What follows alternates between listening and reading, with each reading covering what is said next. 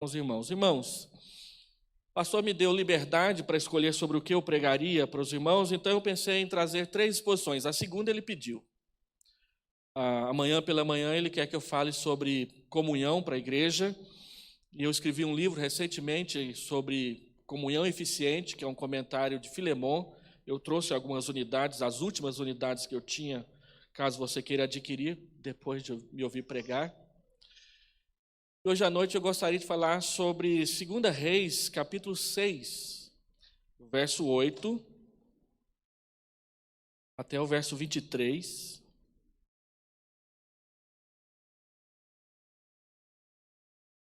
É sobre Eliseu. Eu quero falar um pouco sobre ser cheio do Espírito com base na vida de Eliseu. E amanhã à noite eu quero pregar um sermão que eu tenho pregado em todas as igrejas que eu sou convidado para pregar em noite de aniversário, que é 1 Timóteo, capítulo 1. E amanhã eu quero convidá-lo a meditar sobre uma pergunta: o que é que pode manter o fervor espiritual e evangelístico de uma igreja? E eu quero usar o testemunho de Paulo a Timóteo a respeito da sua conversão para tratar disso com a igreja. Então eu quero ler 2 Reis, capítulo 6, verso 8 a 23. Se você nunca ouviu um sermão sobre Eliseu, então hoje você ouvirá o primeiro. O rei da Síria fez guerra a Israel e, em conselho com seus oficiais, disse: em tal e tal lugar estará o meu acampamento. Mas o homem de Deus, que é Eliseu, mandou dizer ao rei de Israel: guarda-te de passares por tal lugar, porque os sírios estão descendo para ali. O rei de Israel enviou tropas ao lugar de que o homem de Deus lhe falara e de que o tinha avisado, e assim se salvou não uma nem 2 vezes. Então, tendo-se turbado com este incidente o coração do rei da Síria, chamou ele os seus servos e lhes disse: não me fareis saber quem dos nossos é pelo rei de Israel? Respondeu um dos seus servos: ninguém, ó rei meu senhor, mas o profeta Eliseu, que está em Israel, faz saber ao rei de Israel as palavras que falas na tua câmara de dormir. Ele disse: ide e vede onde ele está, para que eu mande prendê-lo. Foi-lhe dito: eis que está em Dotã. Então enviou para lá cavalos, carros e fortes tropas. Chegaram de noite e cercaram a cidade. Tendo-se levantado muito cedo o moço do homem de Deus e saído, eis que tropas, cavalos e carros haviam cercado a cidade. Então o seu moço lhe disse: ai, meu senhor, que faremos? Ele respondeu: não temas, porque mais são os que estão conosco do que os que estão com eles. Orou Eliseu e disse: Senhor, peço-te que lhe abras os olhos para que veja. O Senhor abriu os olhos do moço, e ele viu que o monte estava cheio de cavalos e carros de fogo em redor de Eliseu. E como desceram contra ele, orou Eliseu ao Senhor e disse: fere, peço-te, esta gente de cegueira. Feriu-a de cegueira, conforme a palavra de Eliseu. Então Eliseu lhes disse: não é este o caminho, nem esta a cidade. Segui-me e guiar-vos-ei ao homem que buscais. E os guiou a Samaria. Tendo ele chegado a Samaria, disse Eliseu: ó Senhor, abre os olhos destes homens para que vejam. Abriu-lhes o Senhor os olhos e viram. E eis que estavam no meio de Samaria. Quando o rei de Israel os viu, perguntou a Eliseu: feri-los-ei, meu pai? Respondeu ele: não os ferirás. Fere aqueles que fizeres prisioneiros com a tua espada e o teu arco, porém a estes manda pôr-lhes diante pão e água, para que comam e bebam e tornem a seu senhor. Ofereceu-lhes o rei grande banquete, e comeram e beberam, despediu-os e foram para o seu senhor, e da parte da Síria não houve mais investidas na terra de Israel. Vamos orar. Deus amado, é a tua palavra que nós lemos nesta hora. Eu quero pedir ao Senhor que o Senhor nos dê a luz do teu Espírito para explicar a palavra com clareza, de tal forma que o mais simples dos simples irmãos aqui nessa noite possa entender. Que o mais sábio dos sábios aqui presente não perca nada. Dá-nos a simplicidade de poder falar ao coração, porque é o Senhor quem quer abençoar o teu povo. Permite-nos, Senhor Deus, a luz do teu Espírito para o pregador e para os ouvintes. Permite a luz do teu Espírito para aqueles que acompanham o culto pela internet. A palavra do Senhor que não volta vazia, ultrapasse as nossas barreiras e os nossos pecados, e essa a educada tolerância que nos faz estar presentes sem estar ouvindo, e tomarmos a decisão de escutar a palavra do Senhor com atenção. Fala, Senhor Deus, tem misericórdia do instrumento que o Senhor usa e derrama graça sobre a tua igreja. Em nome de Jesus, nós oramos. Amém. Eliseu. A primeira vez que o nome de Eliseu aparece nas Escrituras é quando Elias está dentro de uma caverna no Monte Horebe, e quem pronuncia o nome é Deus. Elias havia enfrentado os profetas de Baal e tinha sido vitorioso, mas Jezabel, esposa do rei Acabe, nem se importou e disse: do mesmo modo como você matou os meus profetas, amanhã você morre. A Bíblia diz que Elias, apesar de ter tido uma experiência poderosíssima com Deus, ele teve medo por sua vida e ele fugiu. E ele então, quando Deus o encontrou pela primeira vez, ele diz: eu quero é morrer, mata-me. Então Deus viu naquilo uma depressão, e tudo o que os psicólogos mandam as pessoas deprimidas fazerem, Deus mandou Elias fazer. Durma bem, coma bem, caminhe longe e eu vou dar tarefas para você fazer.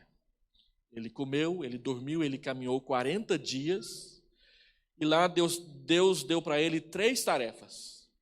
A primeira tarefa era ungir Hazael, rei da Síria. A segunda tarefa era ungir Jeú, rei de Israel. E a terceira tarefa, que foi a única que Elias deu conta de cumprir, era ungir Eliseu, seu substituto. Então Elias voltou para a ativa, Deus o tratou, e ele volta, e a primeira tarefa, que era a última, é chamar Eliseu para andar com ele. Eliseu era um jovem, um rapaz, estava cuidando das coisas da fazenda, e ele passou a andar com Elias o resto da sua vida. O ministério de Eliseu foi mais de 60 anos, um dos mais longos da Bíblia, e um dos mais frutíferos. Quando Elias estava para ser assunto ao céu, porque não experimentou a morte, ele disse para Eliseu: olha, se você estiver me vendo quando nos separarmos, aquilo que você me pedir, Deus vai te conceder. E ele então fez um pedido que a maioria das pessoas que já ouviram falar de Eliseu só lembram dele por causa desse pedido. Ele diz: eu quero porção dobrada do teu espírito. E aí as pessoas achavam que porção dobrada do Espírito, no caso de Eliseu, era a bênção e o poder de Deus de Eliseu poder realizar o dobro dos milagres que Elias fez. Se você tiver a curiosidade de contar os milagres que Eliseu realizou, de fato, ele fez o dobro de milagres que Elias. Elias fez 9 milagres, e a Bíblia registra 18 milagres de Eliseu. Mas será que porção dobrada do Espírito é receber o dobro do poder para fazer milagres? Muitas pessoas hoje acreditam que é só isso. Mas quando você lê e estuda a história de Eliseu com um pouco mais de detalhes, você vai perceber que não é nada disso. A expressão porção dobrada, ela vem lá de Deuteronômio, capítulo 23, 17, ou 25, 17, quando Moisés está falando sobre divórcio, e ele então diz que um homem separou-se de uma mulher e se casou com outra, mas ele teve filhos com a primeira esposa. Então ele disse: olha, de modo nenhum você negará o direito de primogenitura para o filho daquela mulher que você aborreceu. O direito de primogenitura dava ao filho mais velho, ao filho primogênito, metade de toda a herança do seu pai. O filho mais velho recebia 50% da herança, e os outros 50% eram divididos, metade para a mãe, viúva, e a outra metade para os outros filhos. E um israelita costumava ter 7, 8, 10, teve um que teve 22. Então eu tinha que dividir 25% da herança com todos os outros filhos, mas o primogênito levava a metade. Então, o que foi que Eliseu pediu para Elias naquele dia?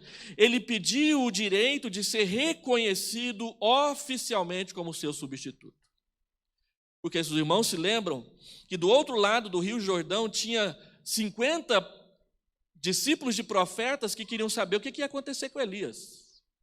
Então, Eliseu queria voltar para o meio deles com a plena segurança de que o próprio Elias, por mandado de Deus, o havia escolhido para continuar o seu ministério. Porção dobrada quer dizer ser reconhecido como o profeta que Deus escolheu para Israel. E Eliseu faz uso disso. Quando Naamã, o sírio leproso, vem até o rei de Israel, Eliseu manda um recado para o rei de Israel e diz: manda ele para mim, para que tu, rei de Israel, saibas que há um profeta em Israel. Não era para que o rei da Síria, não é para que Naamã soubesse, é para que o próprio Israel, apóstata, que estava abandonando a fé, soubesse que Deus o havia escolhido para continuar o ministério de Elias. Pensando nisso, o que quer dizer uma vida cheia do Espírito? Porque ele pediu porção dobrada do Espírito no exemplo de Eliseu. Eu terminei agora, mês passado, na minha igreja, uma série de 8 sermões sobre Eliseu, e todo final de sermão, a gente perguntava o que quer dizer ser cheio do Espírito, olhando aqui o exemplo de Eliseu. E esse texto é um dos que nos chama a atenção a respeito deste homem cheio do Espírito de Deus, que servia a Deus, que falava a palavra de Deus, que ensinava a palavra de Deus, fazia também milagres em nome de Deus, e era uma pessoa que tinha uma comunhão muito especial e íntima com o Senhor, porque essa porção dobrada não era simplesmente o direito e o poder de fazer o dobro dos milagres, mas era ter o direito de gozar e experimentar a intimidade de Deus no seu dia a dia. E Eliseu tem uma característica que a gente não vê com muita clareza, por exemplo, em Elias, que é Deus dizer para ele o que vai fazer. Ele diz para uma mulher sunamita que ela terá um filho, ela tem um filho, passam-se 10 anos, e esse menino tem uma dor de cabeça e morre, e ela, sem falar nada para o marido, pega um jumento e vai em direção a Eliseu. Eliseu manda Geazi ao seu encontro, vai lá e pergunta como é que ela está, como é que está o marido, como é que está o menino. Geazi pergunta e ela diz: está tudo bem, mas se aproxima de Eliseu e se lança a seus pés. Geazi tenta tirá-la e Eliseu responde: deixa ela, alguma coisa aconteceu e Deus não me disse. Ele estava acostumado de Deus dizer as coisas. Esse evento que nós acabamos de ler aqui é um dos textos que mostra o quanto que Deus falava as coisas para Eliseu. Ele falava onde que o exército da Síria iria estar para o rei de Israel se precaver. E por causa disso, o texto diz que Deus livrou o rei de Israel da derrota e da vergonha, não uma nem 2 vezes, mais do que isso. Um autor que eu estava lendo para preparar este sermão, diz que Eliseu sabia das coisas porque ele tinha espiões lá no palácio do rei da Síria. Olha só como Eliseu era poderoso na visão de gente que não crê que Deus fala as coisas. Porque o servo do rei da Síria diz: mas ele sabe o que o senhor fala lá na hora de dormir. Eliseu tinha um cara lá, um olheiro, debaixo da cama do rei da Síria. Não, meus irmãos, era Deus que falava as coisas para ele. Você se lembra de Abraão? Gênesis capítulo 18, 19, Deus resolve destruir Sodoma e Gomorra por causa do pecado. E aí ele vai pessoalmente e leva 2 anjos com ele para conversar com Abraão. E tem um prólogo lá no capítulo 18 que diz assim: eu não vou falar para Abraão o que eu vou fazer, uma vez que eu o escolhi para ele andar comigo. Deus ele escolhe dar a sua intimidade para aqueles que o temem. Salmo 25 diz: a intimidade do Senhor é para aqueles que o temem, aos quais ele dará a conhecer a sua aliança. Eliseu, como homem cheio do Espírito Santo, é alguém que conhece a Deus pessoalmente. E ora a Deus, que conversa com Deus, e Deus fala as coisas para ele, porque o escolheu para ser o continuador do ministério de Elias. Agora, esse texto fala para nós a respeito de um instrumento que Deus nos dá para que nós possamos ser cheios do Espírito, e esse instrumento é a oração. Se você prestou atenção na leitura, você verá que Eliseu ora 3 vezes nesse texto. Primeiro ele ora para que Deus abra os olhos do moço. Depois ele ora para que Deus feche os olhos do exército. E depois ele ora de novo para que Deus abra os olhos do exército da Síria. O que acontece é que o rei da Síria, nessa época, é a época do chamado período sírio na história de Israel. Israel está em decadência, a Síria está em ascensão, e será o próprio Eliseu, no capítulo que vem logo a seguir, capítulo 9, capítulo 8, quem ungirá Azael, o rei da Síria, o próximo rei da Síria, governará por 40 anos e oprimirá Israel o tempo todo. Nessa época, a Síria achava que Israel era o quintal da sua casa. Podia entrar e sair a hora que bem quisesse, podia fazer o que bem entendesse, que Israel, não dava conta de fazer nada. Então ele pergunta: onde que está esse camarada que eu vou lá prendê-lo? Não estou nem aí se é outro país, eu vou lá e pego e pronto. E ele manda um exército, e você viu aí no texto, ele manda fortes tropas para prender Eliseu, porque Eliseu está atrapalhando a Síria de dominar Israel definitivamente. Então, o texto diz que ele descobre que Eliseu está em Dotã, e para lá ele manda fortes tropas. A cidade está cercada, é de madrugada, 6 horas da manhã, acorda o moço de Eliseu, que não é mais Geazi, porque a Geazi ficou leproso no capítulo 5 e deixou de andar com Eliseu. A Bíblia não diz quem é, mas ele acorda de manhã, vai lá escovar os dentes, e aí ele olha pela janela e ele vê um monte de soldado cercando a cidade. Dotã não era Jerusalém, com muralhas de 6 a 8 metros de altura, não era Samaria, com muralhas dessa altura, era uma cidade comum que não tinha uma muralha sequer para se defender. Então ele diz: morremos, já era. Eu gostaria de falar com os irmãos nessa noite sobre Deus nos dar olhos para ver. E ele o faz por meio da oração.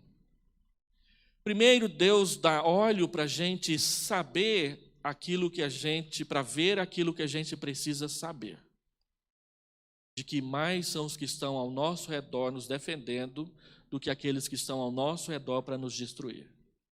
Segundo, que Deus feche os olhos daqueles homens para eles não fazerem o mal que eles vieram fazer, que era prender Eliseu. Terceiro, para que Deus abra os seus olhos para ver o que Deus quer fazer. Primeiro, então, a primeira oração é para que Deus abra os olhos do moço para que ele veja aquilo que ele precisa saber. E o que é que ele precisa saber? Ele precisa saber que nós não precisamos ter medo diante dos nossos inimigos, porque mais são aqueles que estão do nosso lado do que aqueles que estão contra nós, uma vez que nós temos servido a Deus. Aqueles homens vieram ali para prender Eliseu, o moço olha aquele exército e ele se desespera, ele diz: o que faremos? E Eliseu diz: não tenha medo. O que Deus vai revelar para esse rapaz é algo que ele não sabia, mas que era capaz de tirar do seu coração o medo que ver aquelas tropas diante dos seus olhos encheu a sua alma. Ele precisa saber que existe uma batalha espiritual ao redor de nós, e que essa batalha espiritual ela é conduzida por Deus. De que não são as pessoas que podem fazer e desfazer de nós como acharem melhor, mas as pessoas só podem nos tocar e podem somente fazer o mal contra nós se Deus permitir. E que se Deus quer nos defender, ai, ai, ai, não de nós, mas daqueles que vêm contra nós. Então, esse texto abre para nós, lá no Antigo Testamento, a intrigante realidade do mundo espiritual ao nosso redor, aquilo que Paulo chama no livro de Efésios de lugares celestiais. Aquele moço olha para fora e ele só vê bandido, só vê inimigo, só vê soldado com armas na mão. E Eliseu disse, olha, não tenha medo, porque mais são os que estão a nosso favor do que os que estão contra nós. E então ele ora, Senhor, abra os olhos desse moço, para que ele veja aquilo que ele precisa saber.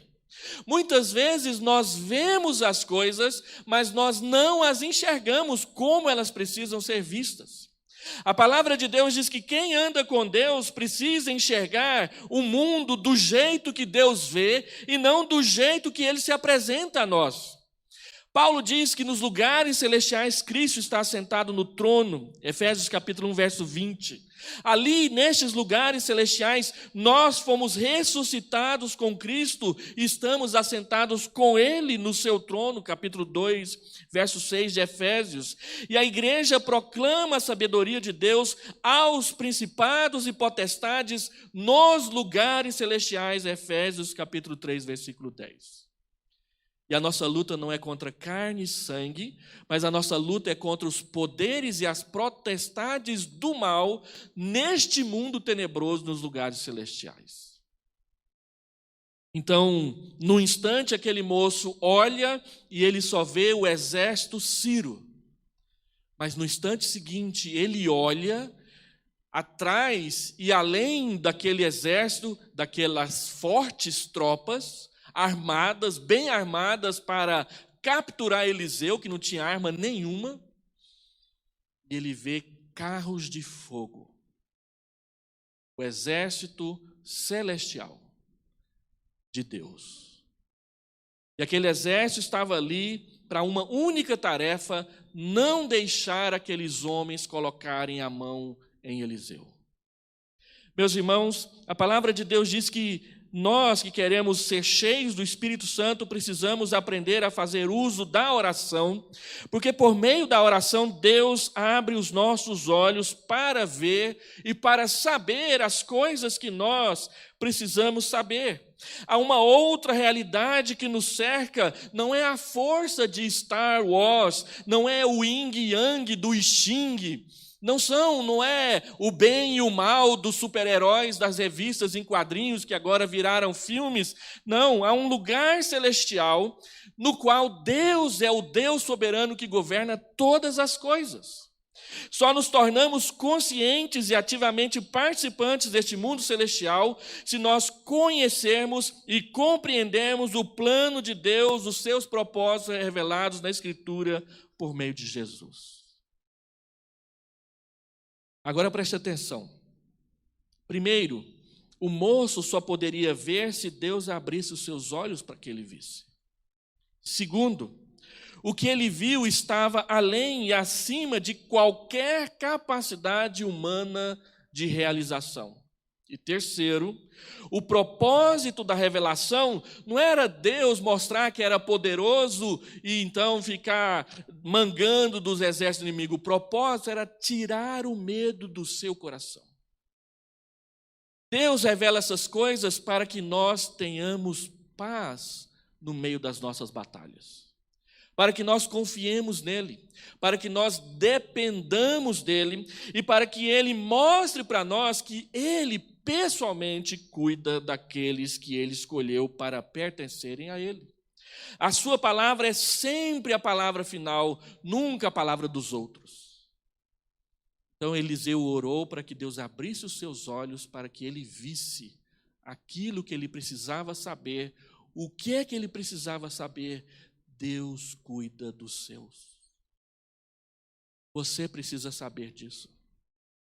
Você tem suas lutas, você tem seus medos, você tem suas aflições, mas Deus te chamou aqui hoje para dizer, se você não sabia, que Ele cuida de você, que você precisa confiar na sua palavra.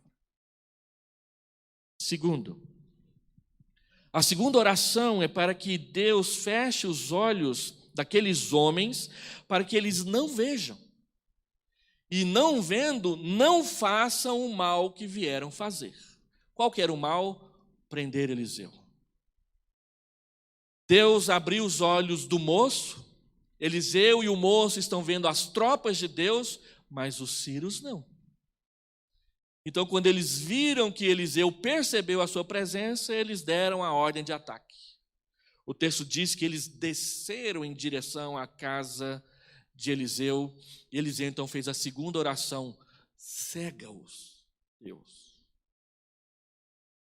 Deus o cegou. De modo que, assim como aqueles moradores de Sodoma não conseguiam acertar a porta da casa de Ló para poder pegar os anjos de Deus que ele hospedava para abusar sexualmente deles. Eu li esse texto hoje pela manhã lá no aeroporto e o texto diz que eles ficavam ali a noite toda tentando achar a porta da casa de Ló e não encontravam. Tamanha cegueira que Deus havia derramado sobre eles. Agora o texto diz que Deus derrama de novo cegueira para que pessoas más não façam o mal que intentavam no seu coração. O exército sírio pretendia prender Eliseu e dar vantagem militar à Síria novamente. Os soldados sírios agem como se Israel fosse o quintal da casa deles. A gente entra e sai a hora que a gente quiser. Mas Deus está dizendo, não é assim.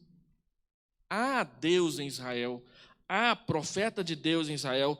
Deus é o único que tem poder e as chaves para abrir e fechar. Ninguém abre o que Deus fecha, ninguém fecha o que Deus abre. É por isso que Balaão não pôde e não conseguiu amaldiçoar a Israel, só abençoar. É por isso que Acabe tentou esconder-se da morte no meio da batalha e uma flecha fortuita, atirada ao acaso, acertou a ele bem na hora que ele levantou o braço e a flecha entrou entre as juntas da sua armadura. E ele morreu naquele dia, como Deus havia dito que ele ia morrer. Quem lê o texto nem sempre percebe que Acabe sabia que ele ia morrer, então ele diz, Josafá, você vai vestir de rei e eu vou como soldado. A estratégia de Acabe, eles verão Josafá e vão matar Josafá achando que sou eu. E até que quase aconteceu isso mesmo, mas Josafá gritou o nome de Deus e as pessoas perceberam. Não é Acabe, é outro. Então um soldado atira uma flecha para qualquer lado e essa flecha acerta Acabe como Deus havia dito. É por isso que Amã não consegue destruir Mordecai e ele é enforcado na forca que ele preparou para o próprio Mordecai. Porque naquela noite o rei teve insônia. E o rei pediu para ler um livro que ninguém gosta de ler, As Atas do Reino. Para ver se dava sono, porque tem uma coisa que dá sono, é ler ata. E aí lá na ata estava escrito uma coisa que ninguém nunca tinha lido para ele. Mordecai tinha salvo a vida dele uma vez. E aí a forca que era para Mordecai, por causa da insônia do rei, insônia que vem de Deus, é ele que é enforcado nessa forca. É por isso que os sábios da Babilônia não conseguem matar Daniel. Tem uma cantata daquele desenho animado Os Vegetais, que os sábios da Babilônia ficam cantando uma musiquinha. Oh não, o que vamos fazer? Daniel é mais querido do que eu e que você. Podíamos jogá-lo na floresta, fazer ele ser comido pelo tubarão. E ele vai parar mesmo na cova dos leões. E quando o desenho animado termina, Daniel vira para os leões e fala assim, obrigado, rapaz, pela pizza. E os leões não comeram Daniel. Porque a Bíblia diz que um anjo do Senhor veio e deu naninha para aquele monte de leão lá dentro. Não consegue quando Deus não quer. É por isso que Jonas compra passagem para Tarsis e o peixe o vomita na praia mais próxima para chegar em Nínive. que ainda faltava 1.500 quilômetros, mas era a mais próxima. Mas ele queria ir para bem mais longe do que isso. Então, Deus pega ele na boca de um peixe, ele se converte no meio do caminho, e ele vai parar bem de frente de uma placa que diz Nínive, 1.500 quilômetros para lá. E ele tem que ir.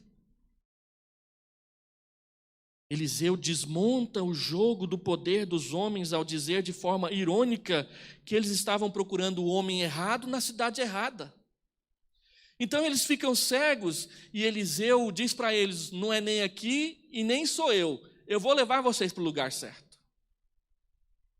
Deus que fez aqueles homens ficarem cegos, torna-os dóceis à voz de Eliseu. Porque de Dotã até Samaria são 14 quilômetros. Você já andou 14 quilômetros a pé? Eu já. Quando me disseram que a minha esposa estava no acampamento, eu morava a 12 quilômetros do acampamento e me disseram que era só 3. E eu fui a pé. 1 hora de caminhada de homem apressado para chegar logo. Graças a Deus, porque naquela noite eu comecei a namorá-la e hoje ela é minha esposa. Mas eu sei o que é 14 quilômetros a pé. Tem rapaz aqui que não sabe. E o pior, Eliseu tinha que levar aqueles homens cegos pelo caminho. Um exército. Agora você imagina 14 quilômetros guiando um punhado de cego.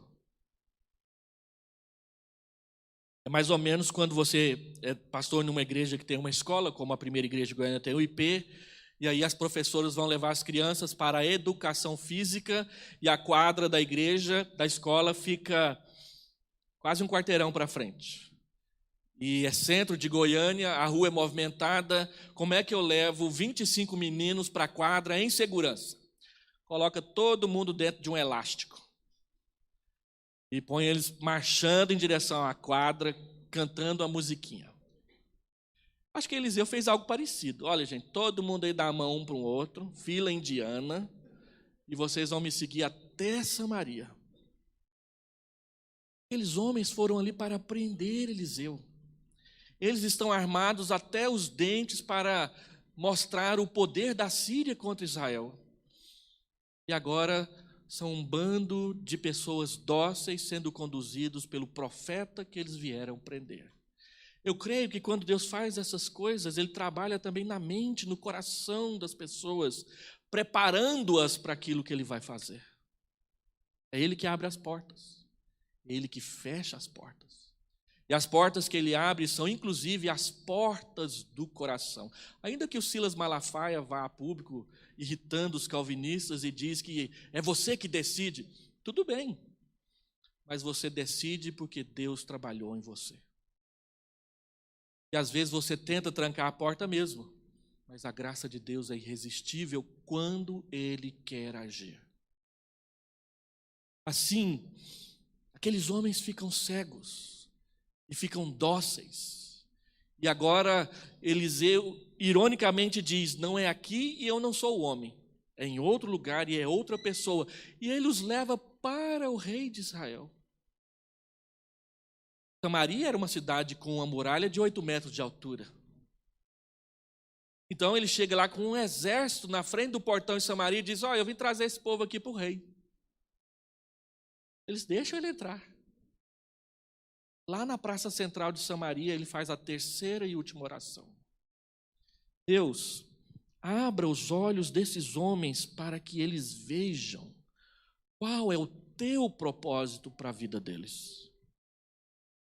Então, eles têm os seus olhos abertos e o que eles veem? Eles veem os soldados do rei de Israel ao redor deles. Não são os carros de fogo do céu, mas é o exército de Israel, o exército que eles queriam destruir, Eliseu atrapalhava, agora está em vantagem sobre eles. E o rei de Israel pergunta, posso matar? Posso matar? E Eliseu diz, mate quem a sua espada e o seu arco prendeu. Tem alguém aqui que cabe nessa descrição? Ninguém. Então, Deus fechou os olhos deles para que eles não vissem e não fizessem o mal, para o qual eles foram enviados a fazer. Mas Deus abriu os olhos deles para que eles vissem quem é o Deus de Israel, o Deus da misericórdia. Deus não deixa o rei de Israel matar um único soldado. Deus diz para ele: olha, cuida deles, dá água para eles, dá pão para eles. E aí o rei de Israel entendeu e disse: deixa eu fazer um pouquinho melhor. E deu um banquete. O texto termina dizendo que aqueles homens vão embora e a Síria, pelo menos por um período, ficou sem atacar Israel, porque ficaram com vergonha. Nós fomos lá para mostrar que somos poderosos e saímos humilhados. Nós fomos lá para matar e roubar e fomos poupados da morte. E essa, meus irmãos, é a minha deixa para falar de Jesus. Deus enviou Jesus para mostrar para nós que Deus é bom. O Deus de Israel não é um Deus mau, que prende as pessoas, que humilha as pessoas, que mata as pessoas. O Deus de Israel é aquele que prende para soltar. Jesus veio ao mundo para salvar pecadores, mandá-los para casa, libertá-los dos seus pecados. O Deus que prendeu estes homens, que os cegou, não os maltratou, não os humilhou, não fez pouco caso deles, tratou-os como gente, como Jesus tratava as pessoas que vinham até ele. Então eles são apresentados ao Deus que tem misericórdia de nós, ao Deus que, podendo dar a ordem para que nós sejamos mortos, ele deu a ordem contrária de que fôssemos libertos. Aquele que é o juiz justo, que pode julgar, porque nós pecamos contra ele, ele diz: não, eu os trouxe aqui não para isso, eu os trouxe aqui para que eles vejam outra realidade a qual eles não estão acostumados a ver. Eles estão acostumados a pilhar, a invadir, a destruir, a desfilhar mulheres grávidas, a matar maridos ocupados, a deixar órfãos filhos pequenos. Mas hoje eles vão ver que o Deus de Israel não é assim. Deus não nos trata segundo os nossos pecados. Deus não nos trata segundo e de conformidade com as nossas maldades. Deus nos trata com graça, com misericórdia. Ele oferece pão em vez de espada. Ele oferece água em vez de sangue. Ele diz: manda-os para casa em paz. E o resultado foi que eles não conseguiram atacar Israel depois disso. Simplesmente não conseguiam. Como que eu vou atacar aquele povo? O Deus deles deixou a gente viver. É assim que Deus muda as pessoas. Ele as coloca de frente com os seus pecados, com os seus erros, para que elas vejam o tamanho do lugar ruim do qual Deus está tirando cada uma delas. Ele nos libertou do império das trevas e nos transportou para o reino do Filho do seu amor. Quem ouve a minha palavra e crê naquele que me enviou, tem a vida eterna. Não entra em juízo, mas passou da morte, da condenação, da perdição para a vida. Você tem que ouvir agora e crer agora, para que você tenha a vida eterna desde já, e desde já você seja livre da condenação. E então a morte, como condenação, fica para trás. Quando Eliseu faz isso, ele aponta diretamente para a cruz. Jesus fez assim com você. Você tinha que morrer, mas ele te deu o direito de viver. Seus pecados pesavam sobre você como uma dívida impagável, mas a Bíblia diz que ele cancelou, ele raspou, ele encravou essa dívida na cruz. Eu quero terminar fazendo algumas aplicações para uma igreja que faz 59 anos de idade e para, quem sabe, você que nos visita nessa noite. Primeiro, como que aquele rapaz pôde dormir na noite seguinte? Ele acorda de manhã e acha que só tem o exército Ciro e Eliseu. Mas de repente ele sabe que tem um exército de Deus andando para lá e para cá. E que esse exército de Deus não brinca. E veio para fazer o que Deus mandou ele fazer. Como que você pode dormir de noite depois que você sabe que existe uma batalha espiritual e que você está no meio dela? Aquele moço ficou sabendo do exército de Deus ali no campo de batalha. Ele ia ser preso naquele momento. Ele não tinha como dizer assim, não, eu não faço parte dessa guerra. Como o babárvore lá no Senhor dos Anéis, essa guerra não é das árvores. E aí ele vê uma floresta inteira devastada e diz, pelo menos a última batalha das árvores vai ser a nossa. Tolkien estava pensando nessas coisas quando escreveu aquilo no Senhor dos Anéis. Porque ele era um católico comprometido e ele sabia das coisas da Bíblia. O que ele está querendo dizer é o seguinte, existe uma batalha neste mundo que ninguém está fora dela. E você, como crente, iluminado no coração pela fé, porque Deus abriu seus olhos para você saber o que você precisava saber, depois que você sabe, não tem mais como saber. Agora você sabe.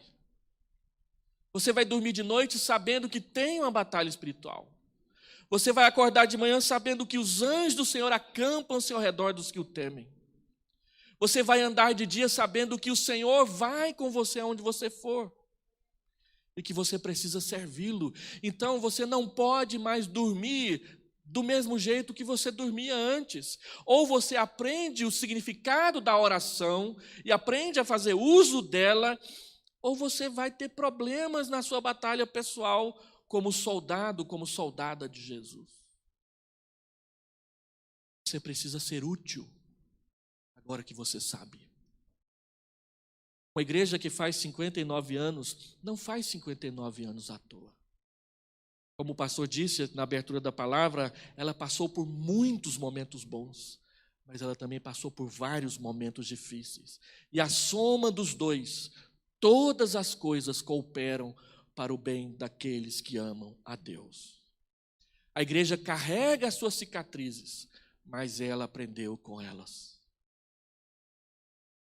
Você agora, nessa geração, é chamado a fazer parte desse exército e escolher de que lado que você vai lutar, do lado dos Círios ou do lado de Eliseu. C.S. Lewis mostra muito bem isso no seu livro O Príncipe Caspian, que virou filme e você assistiu.